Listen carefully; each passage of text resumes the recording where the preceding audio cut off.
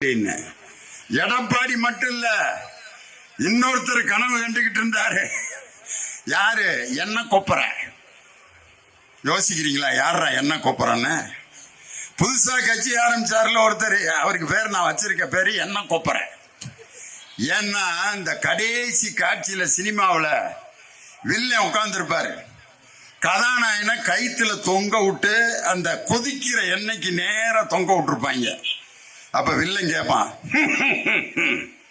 நான் சொல்வதற்கு கையெழுத்திடாவிட்டால் என்ன கொப்பரையில் அப்படியே கைத்த விட்டனா குழஞ்சு செத்துருவேன். அப்படியே உடனே கதாநாயகன் அப்படியே இறக்குவாங்க.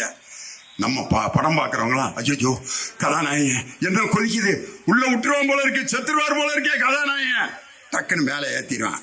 கையெழுத்து போடுறியா இல்லையா? முடியாது, கையெழுத்து போட மாட்டேன். என்ன கொப்பரை? திரும்ப மேலே ஏத்து. அந்த எண்ணெய் கொப்பரை வேற எது இல்ல, சிபிஐ விசாரணைங்கிற எண்ணெய் கொப்பரைய அந்த புதுசா இருக்கிற கதாநாயகன் கட்சி கைத்துல தொங்க விட்டுட்டு மோடி இப்படியே ஏத்திக்கிட்டு இறக்கிட்டு இருக்காரு. அதனாலதான் வாரத்துக்கு ஒரு தடவை வந்து ஸ்டாலின் சார், ஸ்டாலின் அங்கிள், இன்னைக்கு நான் சொல்றேன் அடுத்த மீட்டிங்ல மோடி சார், மோடி அங்கிள் அப்படின்னா எண்ணெய் கொப்பரை தான். சிபிஐங்கிற எண்ணெய் கொப்பரையில் விழுந்து குழைந்து போவாய். ஒரு கதை மட்டும் சொல்றேன், பாட்டிகளா இருக்கிறதுனால. ஒரு ஸ்கூல்ல படிச்சுட்டு இருக்க பைய டீச்சர்கிட்ட எந்திரிச்சு, 1ஆம் கிளாஸ் படிக்கிறேன், டீச்சர் அர்ஜென்டா இருக்கு. இப்பதான போயிட்டு வந்தா? இல்ல டீச்சர் திருப்பி வந்துருச்சு போட. டீச்சர் சொன்னாங்க, இனிமே பொம்பளை டீச்சர் எப்படி அசிங்கமா வரல நீட்டிட்டு கேட்காதரா? சரி டீச்சர், எப்படி கேட்கறது? இனிமே உங்களுக்கு உச்சா வந்தா விசில் அடிக்க போறேன் டீச்சர்னு கேளு, நான் விட்டுறேன் அப்படின்னா. சரிங்க டீச்சர், இனிமே வந்தா நான் விசில் அடிக்க போறேன்னு கேட்கிறேன். அடுத்த நாள் பள்ளிக்கூடத்துக்கு வந்திருக்கேன், டீச்சர் விசில் அடிக்கணும் போடா. இது மாதிரி நடந்துகிட்டு இருந்திருக்கு. ஒரு நாள் வீட்டுல தூங்கிட்டு இருந்திருக்கேன், நைட்டு 1:30 மணிக்கு வந்துருச்சு அவனுக்கு. பக்கத்துல பாட்டி படுத்திருக்கு, பாட்டி விசில் அடிக்கணும் எந்திரி அப்படின்ற. டேய், நைட்டு 1:30 மணிக்கு விசில் அடிச்சா பக்கத்துல தூங்குறவங்களாம் முழிச்சுக்க மாட்டாங்களா? இல்ல பாட்டி, ரொம்ப அர்ஜென்டான விசில். டேய், விசில் என்னடா அர்ஜென்ட் ஆர்டினரி? இல்ல பாட்டி, உனக்கு அதெல்லாம் தெரியாது, வந்தா தானே உனக்கு தெரியும், ரொம்ப அர்ஜென்டான விசில்.